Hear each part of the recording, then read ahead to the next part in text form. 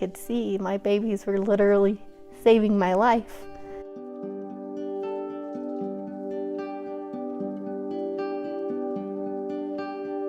MRI scans are showing better than they should be at this point.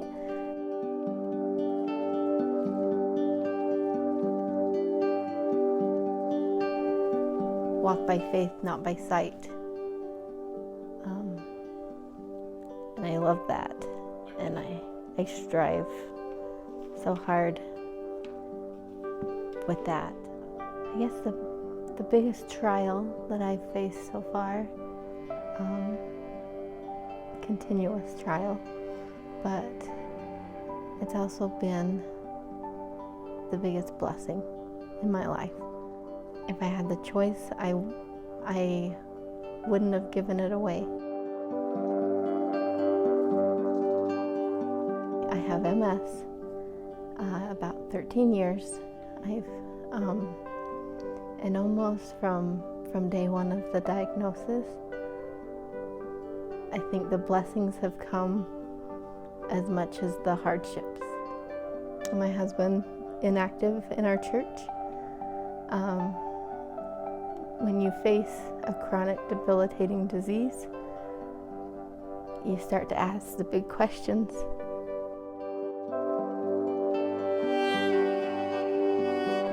Facing this together brought him back to the church. It was one of the big things that really caused him to evaluate life, evaluate our marriage, what we wanted out of life. We started studying the scriptures, we didn't have a family, we didn't have anything like that, and I told him, I said, you don't need to go through this with us. We'd been married maybe 5 years. I gave him the out, it was fine. And he didn't want that. You really evaluate things when you're faced with this type of stuff, which is why we're given trials, I think.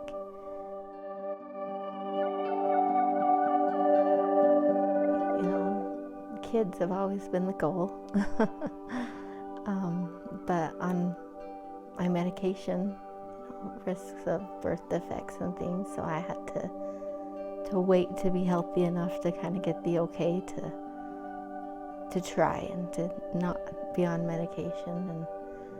And so after several years, before I was diagnosed, we had a few miscarriages and stuff, and then we were just kind of had the idea or the mindset of when they come, they come. We weren't trying, but not trying or whatever. We just, and then I was diagnosed, and it was a hard, no kids for a while, go on treatment at least 2 years. And then we got the okay that you can go off treatment and you can have 9 months to try. And then after that, it'll be best to go back on your meds, and then we'll look again. Okay, we're gonna do this.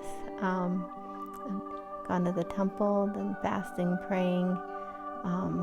Prior to that, we talked a lot about adoption, and that just never felt right. I knew that I was going to be a mother, that I was going to give birth to my children. So the 9 months rolled around, and my neurologists were pretty stern, I guess, pretty adamant that, we should go back on your medicine and we can try again. You're still pretty young, you have some time. And it just didn't feel right. I just knew that this was my time to be a mom.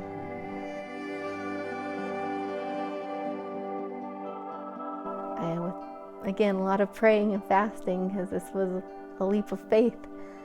And I stayed off my medication, and And it took almost 2 years, and we got pregnant and had a beautiful boy, and we were planning to go back on medication and all of that. And I remember holding him. He was maybe a month old, and I just had this very strong impression. In fact, I was holding him and talking to my husband, and I said, "You think this boy is perfect? You just wait. He has a sister, and she is beautiful." And my husband just looked at me like I was insane.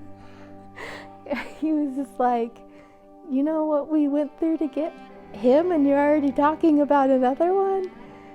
And we kind of just left it at that, and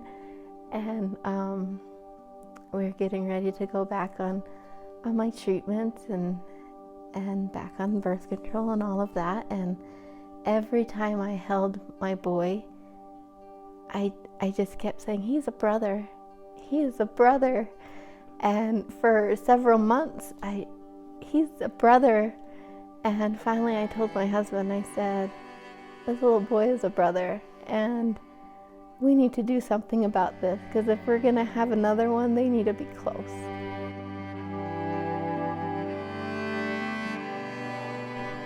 Go longer without medication, I guess. My urologist is kind of the same way. At this point, you're doing great. Your MRI scans are showing better than they should be at this point.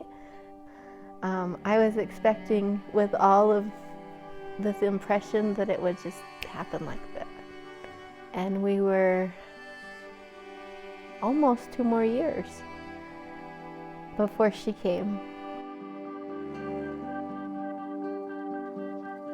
We're a total of 5 years without medication.